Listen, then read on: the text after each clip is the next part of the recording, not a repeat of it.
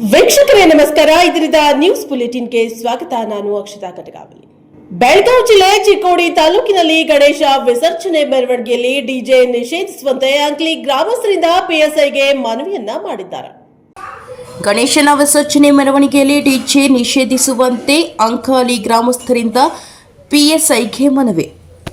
ಚಿಕ್ಕೋಡಿ ಗಣೇಶ ವಿಸರ್ಜನೆಯ ಸಂದರ್ಭದಲ್ಲಿ ಡಿಜೆ ಬಳಕೆಯಿಂದ ಅಂಕಲಿ ಗ್ರಾಮದಲ್ಲಿ ನಾಗರಿಕರಿಗೆ ಆರೋಗ್ಯ ದೃಷ್ಟಿಯಲ್ಲಿ ಬಹಳಷ್ಟು ದುಷ್ಪರಿಣಾಮ ಬೀಳುತ್ತಿದೆ. ಈ ಕಾರಣಕ್ಕಾಗಿ ಡಿಜೆ ಬಳಕೆ ನಿಷೇಧಿಸುವಂತೆ ಆಗ್ರಹಿಸಿ ಅಂಕಲಿ ಗ್ರಾಮಸ್ಥರು ಪಿಎಸ್ಐ ನಂದೀಶ್ ಅವರಿಗೆ ಹಿರಿಯರಾದ ಜಗದೀಶ ಕೋರೆ ನೇತೃತ್ವದಲ್ಲಿ ಮನವಿಯನ್ನು ಸಲ್ಲಿಸಿದರು. ಇದೇ ಸಂದರ್ಭದಲ್ಲಿ ಜಗದೀಶ ಕೋರೆ, ತುಕಾರಾಮ ಪಾಟೀಲ, ವಿಕಾಸ ಪಾಟೀಲ ಅವರು ಮಾಧ್ಯಮಗಳ ಜೊತೆಗೆ ಮಾತನಾಡಿ, ಕೆಲವು ವರ್ಷಗಳಿಂದ ಗಣೇಶ ವಿಸರ್ಜನೆಯ ಸಂದರ್ಭದಲ್ಲಿ ಅತಿಯಾಗಿ ಡಿಜೆ ಸೌಂಡ್ಗಳನ್ನು ಬಳಕೆ ಮಾಡಲಾಗುತ್ತಿದೆ. ಈ ಶಬ್ದದಿಂದ ಹಿರಿಯರು, ಶಾಲಾ ಮಕ್ಕಳಿಗೆ ಹಾಗೂ ಹೃದಯ ಸಂಬಂಧಿ ಕಾಯಿಲೆಗಳಿಂದ ಬಳಲುತ್ತಿರುವ ರೋಗಿಗಳಿಗೆ ಈ ಡಿಜೆ ಶಬ್ದವು ದುಷ್ಪರಿಣಾಮ ಬೀಳುತ್ತಿದೆ. ಅದಲ್ಲದೆ ರಾತ್ರಿ ಸಮಯದಲ್ಲಿ ನಿದ್ರೆ ಕದಡುವುದು, ವಿದ್ಯಾರ್ಥಿಗಳ ಅಭ್ಯಾಸಕ್ಕೆ ತೊಂದರೆ, ಅಶಾಂತಿ ವಾತಾವರಣ ನಿರ್ಮಾಣವಾಗುವ ಲಕ್ಷಣ ಗೋಚರಿಸುತ್ತವೆ. ಡಿಜೆ ಸೌಂಡ್ಗಳಿಂದ ಯುವಕರು ಮದ್ಯಪಾನ ಸೇವನೆಯನ್ನು ಮಾಡಿ ಕುಣಿದು ಕುಪ್ಪಳಿಸುತ್ತಾರೆ. ಇದರಿಂದಾಗಿ ಗಲಭೆ ಗದ್ದಲಗಳು ಉಂಟಾಗಿ ಜನರುಗಳ ಮಧ್ಯೆ ದ್ವೇಷದ ಭಾವನೆಗಳು ಉಂಟಾಗುತ್ತದೆ. ಈ ಎಲ್ಲ ಕಾರಣಗಳಿಂದ ಅಂಕಲಿ ಗ್ರಾಮದಲ್ಲಿ ಶಾಂತಿಯುತವಾಗಿ ಗಣೇಶ ವಿಸರ್ಜನೆಯ ಉದ್ದೇಶದಿಂದ ಡಿಜೆ ಸೌಂಡ್ಗಳ ಬಳಕೆಯನ್ನು ನಿಷೇಧಿಸಿ ವಾದ್ಯ ಮೇಳದ ಬಳಕೆ ಮಾಡುವಂತೆ ಮನವಿ ಮಾಡುತ್ತೇವೆ ಎಂದರು. ಈ ಸಂದರ್ಭದಲ್ಲಿ ಗ್ರಾಮ ಪಂಚಾಯತ್ ಅಧ್ಯಕ್ಷರಾದ ಬಾಳಪ್ಪ ಉಮರಾಣಿ, ಗುರುಜಿತ ಸಿಂಗ, ಪ್ರತಾಪ ಸಿಂಗ್ ಸಿಥೂಳೆ, ಜಗದೀಶ್ ಕೋರೆ, ಸುರೇಶ ಕೋರೆ, ರಣಜಿತ ಶಿರಶೆಟ್, ಪಾಪು ಕಿಲೇತ್ಕತ್ತ, ಪಾಂಡುರಂಗ ವಡ್ಡಾರ, ವಿಕಾಸ ಪಾಟೀಲ, ತುಕಾರಾಮ ಪಾಟೀಲ, ವಿವೇಕ ಕಮತೆ, ಶ್ರೀಕಾಂತ ಕಿಲೇಖತ, ಬಸವರಾಜ ಕರಡಕರ, ತಮ್ಮನಿ ಗುಂಡಕಲ್ಲೆ, ಕಲ್ಲಪ್ಪ ಗುಂಡಕಲ್ಲೆ ಸೇರಿದಂತೆ ಇತರರು ಉಪಸ್ಥಿತರಿದ್ದರು. ಸಾರ್ವಜನಿಕ ಹಿತದೃಷ್ಟಿಯಿಂದ ಹಾಗೂ ವಯಸ್ಕರ ಹಿತದೃಷ್ಟಿಯಿಂದ ಮತ್ತು ಬಾಣಂತಿ ಯುವತಿಯರ ಹೆಣ್ಣು ಮಕ್ಕಳ ಹಿತದೃಷ್ಟಿಯಿಂದ ಸಾರ್ವಜನಿಕ ಈ ಡಿಜೆ ಒಂದು ನಮ್ಮ ಯುವಕರಿಗೆ ಒಂದು ಅಚ್ಚುಮೆಚ್ಚಿನ ಇದಾಗಿದೆ. ಅದು ಆದರೂ ಎಲ್ಲರ ಹಿತದೃಷ್ಟಿಯಿಂದ, ವಯಸ್ಕರ ಹಿತದೃಷ್ಟಿಯಿಂದ ಮತ್ತು ಒಂದು ಚಿಕ್ಕ ಮಕ್ಕಳ ಹಿತದೃಷ್ಟಿಯಿಂದ ಇದನ್ನು ತಾವು ಅಳವಡಿಸಿಕೊಡಬಾರದಂತ ನಾನು DSP ಸಾಹೇಬರಿಗಾಗಲಿ ನಮ್ಮ PSI ಸಾಹೇಬರಲ್ಲಿ ಮನವಿ ಮಾಡುತ್ತಾ, ಇದು ವಯಸ್ಕರಿಗೆ ಬೇಡಾದ ವಿಷಯ ಅದ. ಆದರೂ ಯುವಕರ ಇದನ್ನು ಒಂದು ಇದೊಂದು ಕಲೆ ಅಂತ ತಿಳ್ಕೊಂಡು ಅದನ್ನು ಇದು ಮಾಡ್ತಾ ಇದ್ದಾರೆ. ಆದರೂ ಇದು ಒಂದು ಎಲ್ಲರ ಹಿತದೃಷ್ಟಿಯಿಂದ ಈ ಒಂದು ಡಿಜೆ ಹಚ್ಚೋದು ಬೇಡ ಅಂತ ನಮ್ಮ ಎಲ್ಲ ಸಾರ್ವಜನಿಕರದ ಅಭಿಪ್ರಾಯ ಆಗಿದೆ. ಆ ಅಭಿಪ್ರಾಯದ ಪ್ರಕಾರ ನಾವು ಈಗ ನಮ್ಮ ಗ್ರಾಮಸ್ಥರ ವತಿಯಿಂದ PSI ಸಾಹೇಬರಿಗೆ ಮನವಿ ಕೊಡಲಾಗಿದೆ.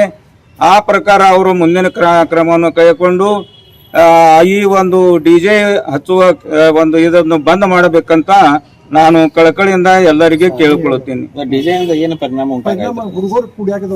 ಡಿಜೆಯಿಂದ ಹುಡುಗರಿಗೆ ಎಲ್ಲರೂ ಮದ್ಯಪಾನ ಮಾಡೋದನ್ನು ಹೆಚ್ಚಾನಚ್ಚ ಎಲ್ಲರೂ ಕಲ್ತಿದ್ದಾರೆ. ಅದು ಅಲ್ಲದೆ ವಯಸ್ಕರು ಬಹಳ ಜನ ನಮಗೆ ಬಂದು ವಿನಂತಿ ಮಾಡಿಕೊಂಡ್ರು, ಏನಂದ್ರೆ ಇದನ್ನ ಹಚ್ಚಬೇಡ, ಕೇಳಬೇಡ್ರಿ, ನಮಗೆ ತ್ರಾಸ ಆಗ್ತದೆ, ನಾವು ಹಾರ್ಟ್ ಪೇಷಂಟ್ ಅದೇವಿ ಹಾಗೆ ಅಂತ ಎಲ್ಲರೂ ಬಹಳ ಜನ ನಮಗ ಮನವಿ ಮಾಡಿಕೊಂಡ್ರು. ವ್ಯಾಪಾರಸ್ಥರು ಸಹ ಹೇಳಿದ್ರು, ಇದನ್ನು ಹತ್ತಕ್ಕೆ ಅನುಮತಿ ಕೊಡಬಾಡ್ರಿ, ಪಂಚಾಯತ್ ವತಿಯಿಂದ ಇದನ್ನು ಬಂದ್ ಮಾಡಿಸ್ರಿ ಅಂತ ಎಲ್ಲರ ಅಭಿಪ್ರಾಯ ಕೇಳ್ಕೊಂಡು ನಾವು ಈ ಒಂದು ಕೆಲಸಕ್ಕೆ ಮುಂದಾಗಿದ್ದೀವಿ. ಆರೋಗ್ಯ ಹಿತದೃಷ್ಟಿ ಸಲುವಾಗಿ, ಆರೋಗ್ಯ ಹಿತದೃಷ್ಟಿಯಿಂದ ಸಹ ಇದು ಒಂದು ಹಿಂದೂ ಸಂಸ್ಕೃತಿ ಈ ಒಂದು ಡಿಜೆ ಹಚ್ಚೋದು ಬಂದ್ ಮಾಡ್ಬೇಕಂತ ನಾನು ಎಲ್ಲ ಡಿಜೆ ಮಾಲಕರಿಗೆ ಹಾಗೂ ಎಲ್ಲರಿಗೆ PSI ಸಿಬ್ಬಂದಿಯವರ, ಪೊಲೀಸ್ ಸಿಬ್ಬಂದಿಯವರಿಗೆ ಹಾಗೂ ಸರ್ಕಾರಕ್ಕೆ ನಾವು ನಮ್ಮ ಗ್ರಾಮಸ್ಥರ ವತಿಯಿಂದ ಮನವಿ ಮಾಡಿಕೊಳ್ಳುತ್ತೇವೆ. ಬರ್ತಕ್ಕಂತ ಗಣೇಶ ವಿಸರ್ಜನೆ ಸಮಯದಲ್ಲಿ ಅಥವಾ ಮುಂದೆ ಯಾವ ಬರ್ತಕ್ಕಂಥ ಜಯಂತಿಯ ಸಮಯದಲ್ಲಿ ಡಿಜೆ ಬಳಸಬಾರ್ದಂತ ಅಂಕ್ಲಿ ಗ್ರಾಮ ಪಂಚಾಯತ್ ವತಿಯಿಂದ ಸರ್ವಾನುಮತದಿಂದ ಒಂದು ಹರವನ್ನ ಪಾಸ್ ಮಾಡಿ ಇವತ್ತಿನ ದಿನ ಅಂಕ್ಲಿ PSI ಅವರಿಗೆ ನಾವು ಎಲ್ಲ ಪಂಚಾಯತಿ ಸದಸ್ಯರು ಕೂಡಿ ಒಂದು ಮನವಿಯನ್ನು ಕೊಟ್ಟಿದ್ದೀವಿ. ಡಿಜೆಯಿಂದ ಈಗಿನ ಯುವ ಪೀಳಿಗೆ ಕುಡಿತಕ್ಕೆ ಒಳಗಾಗ್ತಿದ್ದು, ಕುಡಿತ ಹಾಗೂ ಗಾಂಜಾ ದುಶ್ಚಟಗಳಿಗೆ ಒಳಗಾಗ್ತಿದ್ದು. ಆದ ಕಾರಣ ನಾವು ಅಂಕಲಿ ಗ್ರಾಮ ಪಂಚಾಯತ್ ಸರ್ವ ಸದಸ್ಯರ ಒಟ್ಟುಗೂಡಿ ಸರ್ವಾನುಮತದಿಂದ ಒಂದು ಠರಾವನ್ನು ಪಾಸ್ ಮಾಡಿ ಡಿಜೆಯನ್ನ ಇವತ್ತಿಂದ ಬ್ಯಾನ್ ಮಾಡ್ಬೇಕಂತ ನಾವು PSI ಹಾಗೂ DSP SP ಬೆಳಗಾವಿ ಜಿಲ್ಲೆ SP ಅವರಿಗೆ ನಾವು ಒಂದು ಮನವಿಯನ್ನು ಕೊಟ್ಟಿದ್ದೀವಿ. ಆ ಪ್ರಕಾರ ಎಲ್ಲ ಮಂಡಳಿಯವರು ಸಹಕಾರ ನೀಡಬೇಕಂತ ಎಲ್ಲ ಗಣಪತಿ ಮಂಡಳಿಯವರು ನಾವು ಈ ಮೂಲಕ ಕೇಳ್ಕೊಳ್ತಾ ಇದ್ದೀವಿ. ಎಲ್ಲ ನಾವು ವೈಯಕ್ತಿಕವಾಗಿ ಎಲ್ಲರಿಗೂ ಕೈ ಮುಗಿದು ಕೇಳ್ತೀನಿ, ಡಾಲ್ಬಿ ಎಲ್ಲಾ ಕಡೆ ಅಲೌಡ್ ಮಾಡಬೇಡ್ರಿ. ಅದರಿಂದ ವಯಸ್ಸಾದವ್ರಿಗೆ ಮತ್ತ ಬಾಣಂತಿ ಹೆಣ್ಮಕ್ಳಿಗೆ, ಹುಡುಗರಿಗೆ, ಮತ್ತೆ ಎಷ್ಟೋ ಮಂದಿ ಅಟ್ಯಾಕ್ಲೆ ನಿನ್ನೆ ದಾವಣಗೆರೆ ಒಬ್ಬ ತಿಳ್ಕೊಂಡಾನು, ಮತ್ತು ಒಬ್ಬ ಕಿವಿಡು ಆಗೈತೆ ಅಂಕಳಿಯಾಗ ಒಬ್ಬಗ. ಅದ್ರ ಸಂಬಂಧ ಡಾಲ್ಬಿ ಹಚ್ಚೋದು ಬೇಡ. ನಮ್ಮ ವೈಯಕ್ತಿಕ ನಮ್ದು ಇದನ್ನ, ಮತ್ತು ನಮ್ದು ಏನಾಗೈತಿ ಅಂಕಲಿ ಪರಿಸ್ಥಿತಿ 9 ತಿಂಗಳು ಬರೀ ನಾವು ಸೌಂಡ್ನಾಗ ಇರ್ತೇವೆ. ಹಿಂಗ ಗಣಪತಿ ಮುಗಿತೈತಿ, ದಸರಾ ಸ್ಟಾರ್ಟ್ ಆಗ್ತೈತಿ, ದಸರಾದಾಗೂ ಡಾಲ್ಬಿ ಸ್ಟಾರ್ಟ್ ಮಾಡ್ತಾರೆ. ಆದ್ ಮುಗಿತೈತಿ, ಫ್ಯಾಕ್ಟ್ರಿ ಚಲೋತಾವ, ಟ್ರ್ಯಾಕ್ಟರ್ದವ್ರು ಸೌಂಡ್ ಹಾಕೋತ ಬರ್ತಾರೆ. ಆದ್ ಮುಗಿತೈತಿ, ಪಂಡೋಪುರದವ್ರು ವಾರ್ಯಾವ್ದವ್ರು ಅವ್ರ ಸೌಂಡ್ ಹಾಕೋತ ಬರ್ತಾರೆ. ಆದ್ ಮುಗಿದ್ರೊಳಗೆ ಯಲ್ಲಮ್ಮ ಗುಡ್ಡದವ್ರ ಮತ್ತು ಬಾಂಬೆದಿಂದ ಚಿಂಚಲಿ ಮಾಯಕ್ಕದ ಅವರು ಸೌಂಡ್ ಹಾಕೋದು. ನಾವು 9 ತಿಂಗಳು ಇದ್ರಾಗ ನಾವು ಹೋಗ್ತೇವೆ. 3 ತಿಂಗಳು ಮಳೆಗಾಲನ್ಯಾಗ ಅಟ್ಟ ನಾವು ನಮ್ಮ ಕಿವಿ ಶಾಂತ ಇರ್ತಾವ. ಅದಕ್ಕೆ ನಾ ಎಲ್ಲ DSP ಸಾಹೇಬ್ರಿಗೆ ಎಲ್ಲರಿಗೂ ನಾವು ವಿನಂತಿಸ್ಕೊಳ್ತೇನೆ, ಇದನ್ನೆಲ್ಲ ನೀವು ಬಂದ್ ಮಾಡಿಸ್ಬೇಕು ಮುಂದಾಗಿ ಅಂತ ಇಷ್ಟು ವಿನಂತಿ ಮಾಡ್ತೀನಿ. ಚಿಕ್ಕಮಗಳೂರು ಜಿಲ್ಲೆ ಮೂಡಿಗೆರೆಯಲ್ಲಿ ಮಾಜಿ ಸಚಿವ KS ಈಶ್ವರಪ್ಪ ನೇತೃತ್ವದಲ್ಲಿ ಧರ್ಮಸ್ಥಳ ಯಾತ್ರೆಯನ್ನ ಕೈಗೊಂಡಿದ್ದಾರೆ. ಮಾಜಿ ಸಚಿವ KS ಈಶ್ವರಪ್ಪ ನೇತೃತ್ವದಲ್ಲಿ ಧರ್ಮಸ್ಥಳ ಯಾತ್ರೆ. ಧರ್ಮಸ್ಥಳದ ವಿರುದ್ಧ ಷಡ್ಯಂತರದ ಆರೋಪದಡಿ ಯಾತ್ರೆ. ಮೂಡಿಗೆರೆ ಪಟ್ಟಣದಲ್ಲಿ ಅಯ್ಯಪ್ಪ ಸ್ವಾಮಿ ದೇವಸ್ಥಾನದಲ್ಲಿ ಮಧ್ಯಾಹ್ನ ಊಟ ಸವಿದ KS ಈಶ್ವರಪ್ಪ ಹಾಗೂ ಬೆಂಬಲಿಗರು. ಧರ್ಮದ ವಿರುದ್ಧ ಅಪಪ್ರಚಾರ ವ್ಯವಸ್ಥೆಗೆ ಕಾಂಗ್ರೆಸ್ ಸರ್ಕಾರ ಬೆಂಬಲ. SIT ತನಿಖೆ ಯಾರೂ ಹೇಳಿಲ್ಲ, ಇದರಿಂದ ಸತ್ಯ ಹೊರಬರಲು ಸಾಧ್ಯವಿಲ್ಲ. ಅಯೋಧ್ಯದಲ್ಲಿ ಯಾವ ರೀತಿ ಆಯಿತೋ ಅದೇ ರೀತಿ ನ್ಯಾಯ ಧರ್ಮಸ್ಥಳದಲ್ಲಿ ಸಿಗುತ್ತದೆ. ಅಧರ್ಮಕ್ಕೆ ಸೋಲು, ಧರ್ಮಕ್ಕೆ ನ್ಯಾಯ ಸಿಗುತ್ತದೆ. ಮಂಗಳೂರು ಕಡೆ ಹಲವು ಧಾರ್ಮಿಕ ಕಾರ್ಯಕ್ರಮ ಅರ್ಧದಲ್ಲಿ ನಿಲ್ಲಿಸಿರುವುದು ನೋವು ತಂದಿದೆ. ಧರ್ಮದ್ರೋಹಿ ಕಾಂಗ್ರೆಸ್ ಸರ್ಕಾರ ಉಳಿಯುವುದಿಲ್ಲ. ಈ ಸಂದರ್ಭದಲ್ಲಿ ಶ್ರೀ ಹಿರೇದೇವಿರಮ್ಮನ ಬನಶ್ರೀ ಅಯ್ಯಪ್ಪ ಸ್ವಾಮಿ ದೇವಸ್ಥಾನ ಸಮಿತಿ ವತಿಯಿಂದ ಶಿವಮೊಗ್ಗ ಬಸವೇಶ್ವರ ಸಮಾಜದ ನಿರ್ದೇಶಕ ವೇದಮೂರ್ತಿ ಮಹಾಲಿಂಗಯ್ಯ, ಜ್ಞಾನೇಶ್ವರಿ ಗೋಶಾಲೆಯ ಗುರುರಾಜ್, ಉದ್ಯಮಿ ಚಂದ್ರಹಾಸ್ ಶೆಟ್ಟಿ, ದೈವಜ್ಞ ಬ್ರಾಹ್ಮಣ ಸಮಾಜದ ಅಧ್ಯಕ್ಷ ಪಾಂಡುರಂಗ ಸೇಠ್, ಕಾಂತೇಶ್ ಈಶ್ವರಪ್ಪ ಅವರಿಗೆ ಸನ್ಮಾನಿಸಿ ಗೌರವಿಸಲಾಯಿತು. ಧರ್ಮರಕ್ಷಾ ಜಾಥಾ ಕಾರ್ಯಕರ್ತರಿಗೆ ಅನ್ನ ಸಂತರ್ಪಣೆ ನಡೆಯಿತು. ಉದ್ಯಮಿ ಮಂಚೇಗೌಡ, TA ಮದೀಶ್, JS ರಘು, ಸುಧೀರ್ ಜನ್ನಾಪುರ, ಹಿರಿಯ ಪತ್ರಕರ್ತರಾದ ಉಮಾಶಂಕರ್ ಮತ್ತಿತರರಿದ್ದರು. ವರದಿ ಪ್ರಕಾಶ್ ಬಕ್ಕಿ, ಪ್ರಜಾಪವರ್ TV, ಮೂಡಿಗೆರೆ. ಹಿಂದೂ ಧರ್ಮದ ಬಗ್ಗೆ ಅಪಮಾನ ಮಾಡೋಂಥ ವ್ಯವಸ್ಥೆ ರಾಜ್ಯ ಕಾಂಗ್ರೆಸ್ ಸರ್ಕಾರದಿಂದಲೂ ಕೂಡ ಪ್ರೇರಣೆ ಪಡೆದಂಥ ವ್ಯಕ್ತಿಗಳು ಮಾಡ್ತಿರೋಂಥ ಒಂದು ಕುತಂತ್ರ ಧರ್ಮಸ್ಥಳದಲ್ಲಿ. SIT ಮಾಡಬೇಕು ಅಂತ ಯಾರೂ ಹೇಳಲಿಲ್ಲ ಅವರಿಗೆ. ಆದರೆ SIT ಮುಖಾಂತರ ಧರ್ಮಸ್ಥಳಕ್ಕೆ ಕೆಟ್ಟ ಹೆಸರು ಬರುತ್ತೆ ಅನ್ನೋಂಥ ಲೆಕ್ಕದಲ್ಲಿ ಅವರೆಲ್ಲ ಇದ್ದರು. ಆದರೆ SIT ಮುಖಾಂತರ ಸತ್ಯ ಹೊರಗೆ ಬರ್ತಾ ಇದೆ. ಇದನ್ನು ಯಾವುದೇ ಕಾರಣಕ್ಕೂ ಹಿಂದೂ ಸಮಾಜ ಈ ರೀತಿ ಧರ್ಮಸ್ಥಳಕ್ಕಾಗಲಿ, ವೀರೇಂದ್ರ ಹೆಗ್ಗಡೆಯವ್ರಿಗಾಗಲಿ, ಹಿಂದೂ ಧರ್ಮಕ್ಕಾಗಲಿ ಅಪಮಾನ ಮಾಡೋದನ್ನು ಇಡೀ ಹಿಂದೂ ಸಮಾಜ ಒಪ್ಪಲ್ಲ. ಯಾವ ರೀತಿ ಅಯೋಧ್ಯೆನೆಲ್ಲ ಆಯಿತೋ ಅದೇ ರೀತಿ ನ್ಯಾಯ ಧರ್ಮಸ್ಥಳದಲ್ಲೂ ಸಿಗುತ್ತೆ. ಇವತ್ತು ಯಾರು ಒಂದು ಎಡಪಂಥೀಯರಿರ್ಬೋದು, SDP ಇದ್ದಂಥ ಕುತಂತ್ರವಾದಿಗಳಿರ್ಬೋದು, ವಿದೇಶಿ ವ್ಯಕ್ತಿಗಳಿರ್ಬೋದು, ವಿದೇಶದ ಹಣನೂ ಕೂಡ ಇಲ್ಲಿ ಬರ್ತಾ ಇದೆ ಅಂತ ಸುದ್ದಿ ಇದೆ. ಹಾಗಾಗಿ ಇದ್ಯಾವುದೂ ಕೂಡ ಯಶಸ್ವಿ ಆಗಲ್ಲ. ಧರ್ಮಕ್ಕೆ ನ್ಯಾಯ ಸಿಗುತ್ತೆ, ಅಧರ್ಮಕ್ಕೆ ಸೋಲಾಗೇ ಆಗುತ್ತೆ. ಮತ್ತು ಇದನ್ನು ಎಲ್ಲ ಸಂಪೂರ್ಣ ಹೊರಗೆ ಬರಬೇಕಾದ್ರೆ NIA ಕೊಡಬೇಕು. NIA ಕೊಡೋದ್ರಿಂದ ಇಡೀ ಅಷ್ಟು ವಿಚಾರ ಹೊರಗೆ ಬರುತ್ತೆ. ಯಾರ್ಯಾರು ಹಿಂದಿದ್ದಾರೆ, ಏನು ಕತೆ, ಯಾರ್ಯಾರು ರಾಷ್ಟ್ರದ್ರೋಹಿಗಳಿದ್ದಾರೆ, ಧರ್ಮದ್ರೋಹಿಗಳಿದ್ದಾರೆ, ಅದಷ್ಟು ಹೊರಗೆ ಬರುತ್ತೆ. ನಾವು ಹೋಗ್ತಾ ಇರೋಂಥ ಉದ್ದೇಶ ಸ್ವಾಭಾವಿಕವಾಗಿ ಧರ್ಮಸ್ಥಳಕ್ಕೆ ನ್ಯಾಯ ಸಿಗಬೇಕು, ವೀರೇಂದ್ರ ಹೆಗ್ಡೆ ಅವರಿಗೆ ನ್ಯಾಯ ಸಿಗಬೇಕು, ಹಿಂದೂ ಧರ್ಮಕ್ಕೆ ನ್ಯಾಯ ಸಿಗಬೇಕು. ಈ ದಿಕ್ಕಿನಲ್ಲಿ ಹೋಗ್ತಾ ಇದ್ದೀವಿ. ಹಿಂದೂ ಧರ್ಮಕ್ಕೆ ನಾವು ಒಪ್ಪಿಸೋದಕ್ಕೋಸ್ಕರ ನಾವೆಲ್ಲರೂ ಕೂಡ ಹೋಗಿ ವೀರೇಂದ್ರ ಹೆಗ್ಡೆ ಅವರಿಗೆ ಬೆಂಬಲ ಕೊಡ್ತಾ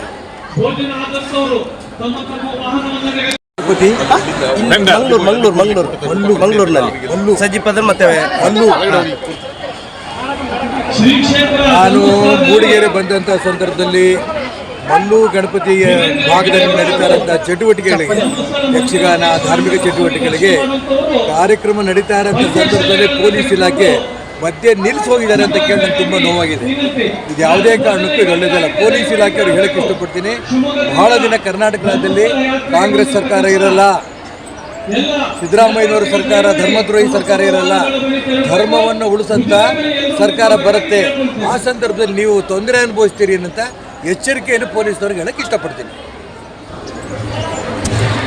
ರಾಯಚೂರಿನಲ್ಲಿ ರಸಗೊಬ್ಬರದೊಂದಿಗೆ ಇನ್ನೊಂದು ಗೊಬ್ಬರ ಖರೀದಿ ಕಡ್ಡಾಯ, ಅಂಗಡಿಗಳ ಲೈಸೆನ್ಸ್ ರದ್ದು ಮಾಡುತ್ತೇನೆ ಎಂದು ಶಾಸಕ ಬಸನಗೌಡ ದದ್ದಲ್ ಖಡಕ್ ವಾರ್ನಿಂಗ್ ನೀಡಿದ್ದಾರೆ.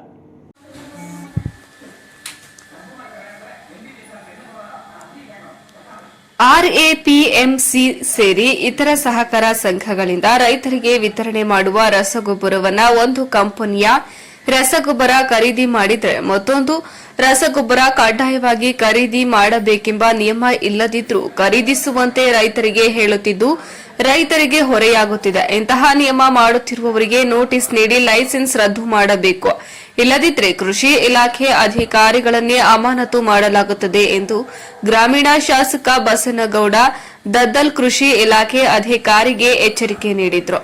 ನಗರದ ತಾಲೂಕಾ ಪಂಚಾಯತ್ ಸಭಾಂಗಣದಲ್ಲಿ ತ್ರೈಮಾಸಿಕ ಕೆಡಿಪಿ ಸಭೆಯಲ್ಲಿ ಅಧ್ಯಕ್ಷತೆ ವಹಿಸಿ ಮಾತನಾಡಿದರು. ತಾಲೂಕಿನಲ್ಲಿರುವ RAPMC ಮತ್ತು ಇತರ ಸಹಕಾರ ಸಂಘಗಳಿಂದ ರಸಗೊಬ್ಬರ ವಿತರಣೆ ಮಾಡುತ್ತಿದ್ದು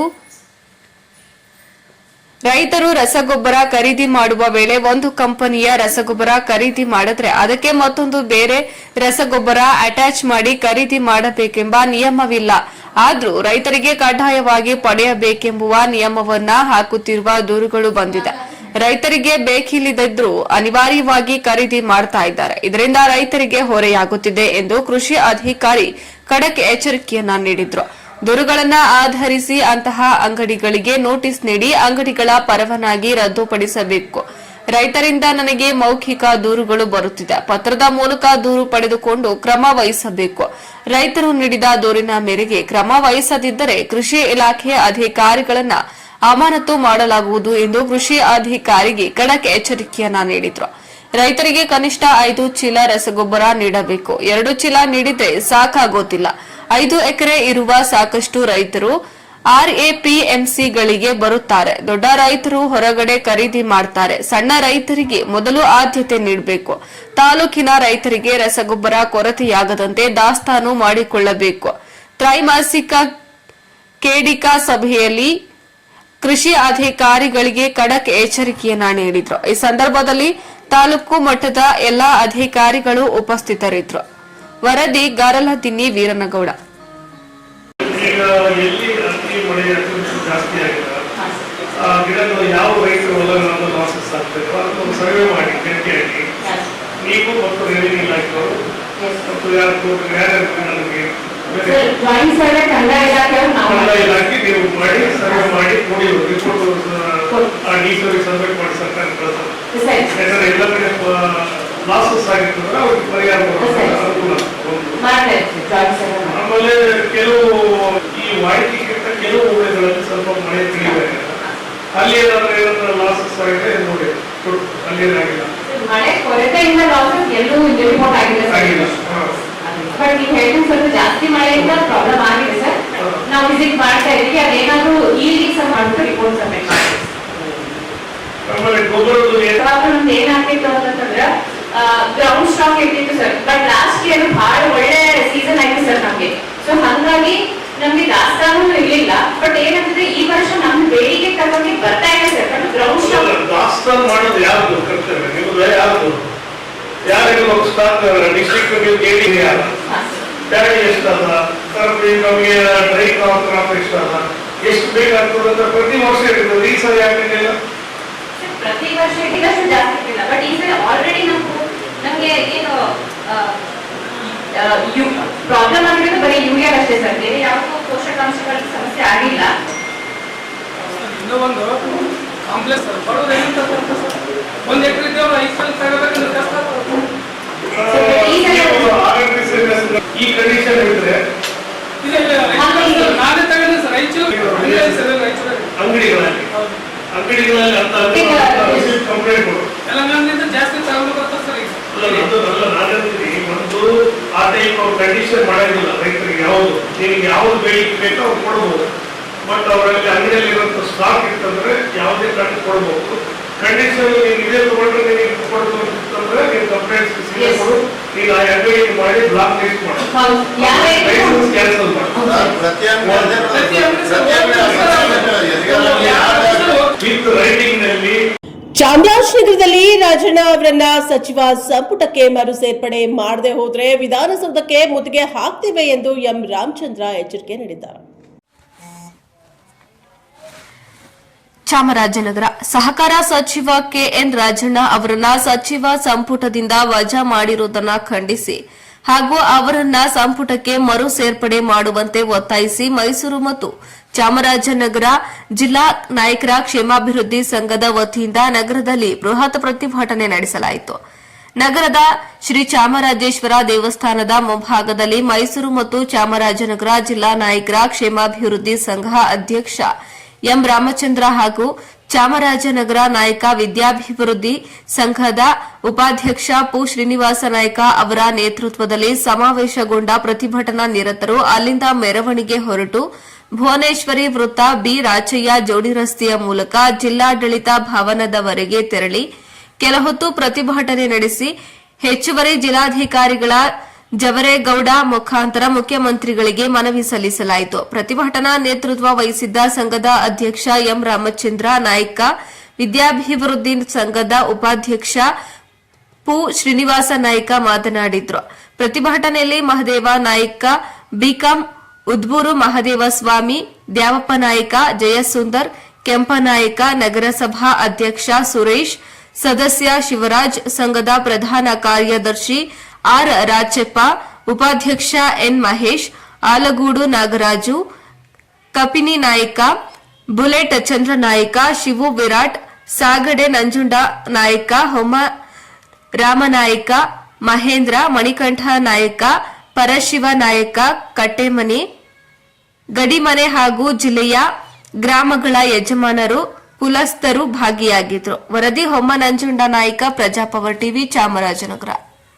ಕಲ್ತ ನಮ್ಮ ದಿವಂಗತ ಪ್ರಪ್ರಥಮ ಗುರುಗಳು ಈ ವಾಲ್ಮೀಕಿ ಗುರುಕುಲ ಪೀಠದ ಪುಣ್ಯಾನಂದ ಪರ ಸ್ವಾಮೀಜಿಗಳ ಪಾದಗಳಿಗೆ ನಮಸ್ಕರಿಸುತ್ತಾ, ಹಾಲಿ ಜಗದ್ಗುರು ಡಾಕ್ಟರ್ ಪ್ರಸನ್ನಾನಂದ ಪರ ಸ್ವಾಮೀಜಿಗಳವರ ಪಾದಗಳಿಗೆ ನಮಸ್ಕರಿಸುತ್ತಾ, ಎಲ್ಲ ಈ ನಾಡಿನ ಮಾರಾಯಕರಿಂದ ಹಿಡಿದು ಅನೇಕ ರಾಜರುಗಳಿಗೆ ನಾಡಿದ್ದಾರೆ ಅವರೆಲ್ಲರಿಗೂ ನೆನೆಸ್ಕೊಳ್ತಾ ಬಂಧುಗಳೇ, ನಾವಿವತ್ತು ಸಭೆ ಸೇರಿರೋದು ಯಾರ ವಿರುದ್ಧವೂ ಅಲ್ಲ, ಯಾರ ಪರವೂ ಅಲ್ಲ.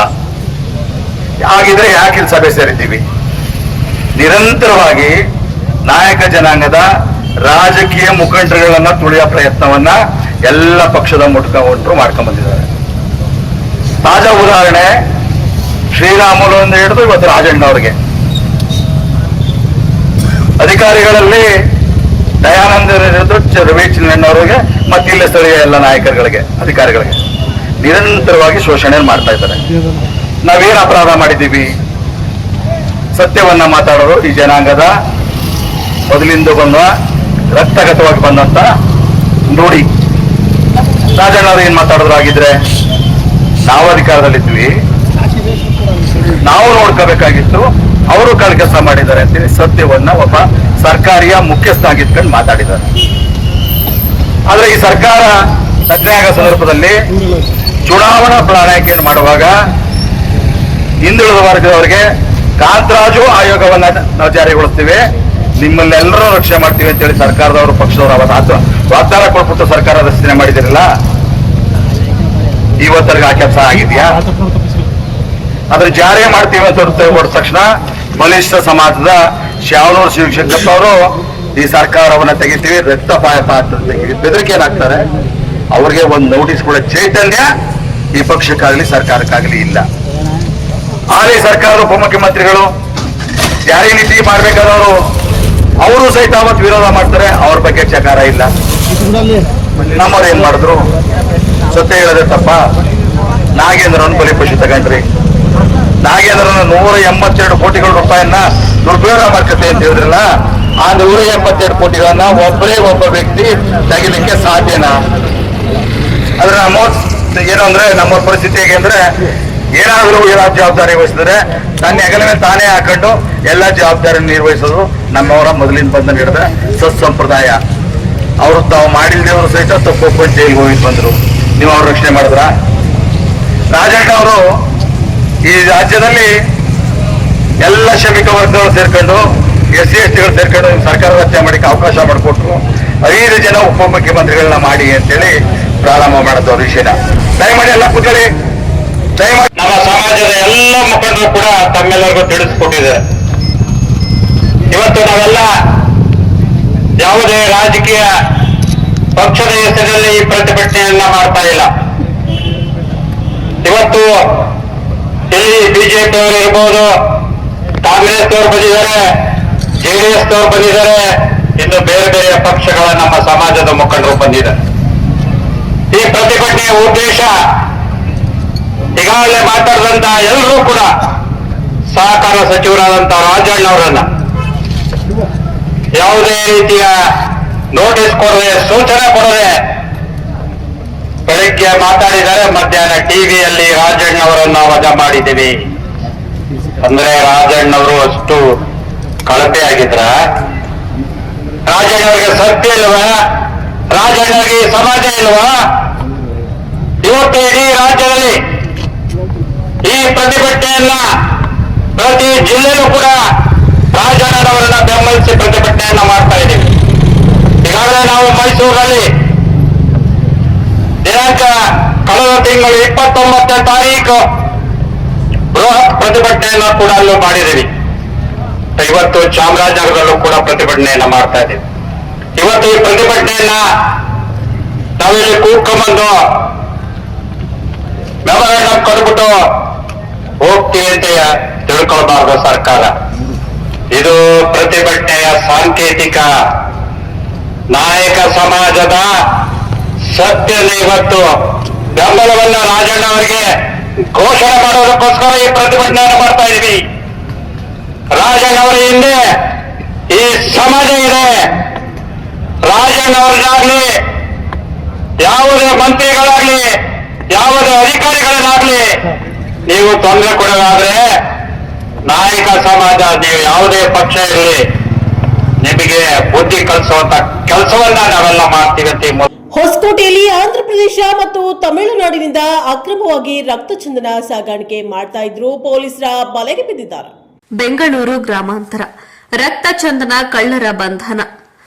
ಆಂಧ್ರಪ್ರದೇಶ ಮತ್ತು ತಮಿಳುನಾಡಿನಿಂದ ಅಕ್ರಮವಾಗಿ ರಕ್ತಚಂದನ ಸಾಗಣೆ. ಹೊಸಕೋಟೆ ಪೊಲೀಸರಿಂದ ಭರ್ಜರಿ ಕಾರ್ಯಾಚರಣೆ. ರಕ್ತಚಂದನ ಮರದ ತುಂಡುಗಳನ್ನು ತರಿಸಿಕೊಂಡು ಡೆಲಿವರಿ ಟ್ರಾನ್ಸ್ಪೋರ್ಟ್ ಮಾಡಲು ಮುಂದಾಗಿದ್ದ ಕಳ್ಳರು 47 ವರ್ಷದ ಏಜಾಜ್ ಶರೀಫ್, 47 ವರ್ಷದ ಫಯಾಜ್ ಶರೀಫ್ ಮತ್ತು 34 ವರ್ಷದ ಸಾದಿಕ್ ಖಾನ್ ಎಂಬುವರು ಬಂಧಿತ ಆರೋಪಿಗಳಾಗಿದ್ದಾರೆ. ಪ್ಲಾಸ್ಟಿಕ್ ಚೀಲದಲ್ಲಿ ಹಾಕಿ ಟೇಪ್ ಸುತ್ತಿ ಡೆಲಿವರಿ ಮಾಡಲು ಮುಂದಾಗಿದ್ರು. ಹೊಸಕೋಟೆಯ ಕೊಳತ್ತೂರು ಗ್ರಾಮದ ಡೆಲಿವರಿ ಟ್ರಾನ್ಸ್ಪೋರ್ಟ್ ಕಂಪನಿ ಮೂಲಕ ಸಾಗಣೆ ಯತ್ನ. ಹರಿಯಾಣದ ವಿಷ್ಣುಕುಮಾರ್ ಎಂಬುವವರಿಗೆ ಪಾರ್ಸಲ್. 25 ಲಕ್ಷ ಬೆಲೆ ಬಾಳುವ ರಕ್ತ ಚಂದನ ವಶ. 1039 ಕೆಜಿ ತೂಕದ 102 ತುಂಡುಗಳು ವಶ. ಹೊಸಕೋಟೆ ಪೊಲೀಸ್ ಠಾಣಾ ವ್ಯಾಪ್ತಿಯಲ್ಲಿ ಘಟನೆ. ಬೆಂಗಳೂರು ಗ್ರಾಮಾಂತರ ಜಿಲ್ಲೆಯ ಹೊಸಕೋಟೆ. ಇದಾಗಿತ್ತು ಈ ದಿನದ ನ್ಯೂಸ್ ಬುಲೆಟಿನ್. ನಿರಂತರ ಸುದ್ದಿಗಾಗಿ ನೋಡ್ತಾ ಇರಿ ಪ್ರಜಾಪವರ್. ಇದು ಜನಹಿತಕ್ಕಾಗಿ ಜಾರಿ.